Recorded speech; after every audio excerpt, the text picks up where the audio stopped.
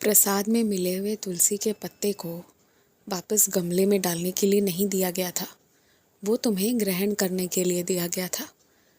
सिर्फ तुलसी के ही पत्ते नहीं, और भी कई औषधि गुणों से पूर्ण होते हुए तरह तरह के पत्ते जो तुम्हें प्रसाद में दिए जाते हैं, तुम उन्हें गमले में रखाते हो ना। बहुत गलत बात है ये। हर चीज़ स्वाद के लिए नहीं होती।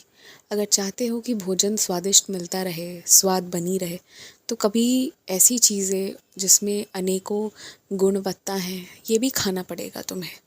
तो अब ना वापस जाओ, उठाओ और उसे खाओ। अपने कमरे के बिस्तर पर सभी को बैठने की अनुमति मत दो। जो लोग ज़्यादा नीचे बैठते हैं, जो गंदा फर्श हो उस पर, या जो लोग ना ऐसे साफ़ सुथरे तरीके से नहीं रहते हो, नहाते नहीं हो, उन्हें ज़्यादा अपने कमरे में मत आने दो। इस बात का ध्यान रखो। और साथ ही साथ ऐसी कोई भी बैग हो जो बहुत तरह के फ़र्शों पर रखी गई हो, तो उन सब को बिस्तर पर यदि रख रहे हो तो बाद में चादर बदल लो।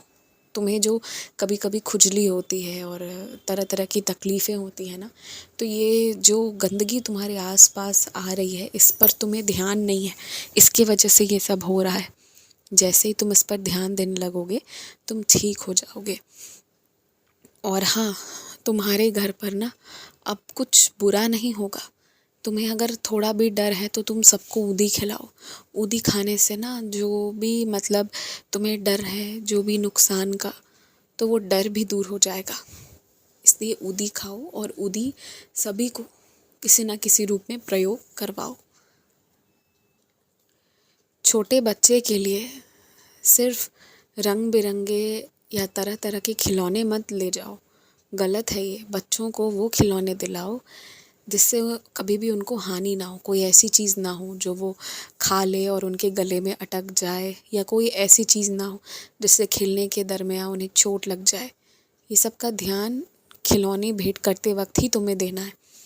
और अगर किसी ने ऐसा कोई भेंट, ऐसा कोई तोहफ़ा दे दिया है बच्चों को जो उनके लिए किसी भी तरह से हानिकारक हो सकता है, फिर चाहे वो कोई भी क्यों ना हो, उस खिलौने को अलग हटा दो। जब तक बच्चे पूरी तरह ये समझने के योग्य नहीं हैं कि उनके लिए क्या अच्छा है, क्या बुरा है, कैसे खेलना है, तब तक उन्हें वैसे खतरनाक चीज़ें मत देना। बहुत कोमल, बहुत नाजुक होते हैं बच्चे। तुम चिंता मत करना, तुम्हारे व्रत रखने के लिए तुम्हें छुट्टी मिल जाएगी। छुट्टी का इंतज़ाम मैं करवा दूँगा।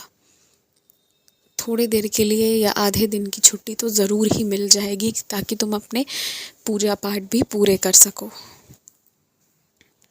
बड़े होने के साथ साथ ना बहुत सारी जिम्मेदारियां होती हैं,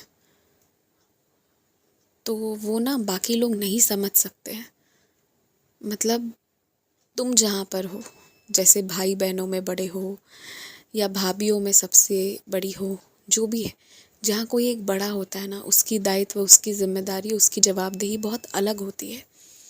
और वो कोई नहीं समझ सकता, बुज़ुर्ग भी हो ना कोई, लेकिन ये समझ पाना क्यों तुम ऐसे हो, क्यों थोड़े कठोर हो, क्यों थोड़े ज़्यादा नर्म हो कहीं पर, ये नहीं समझ पाएंगे सब, और समझाने की कोशिश भी नहीं करनी चाहिए। यही तो जीवन है, थोड़ा सीधा, थोड़ा उल्टा पुल्टा, और इसे स्वीकार करो।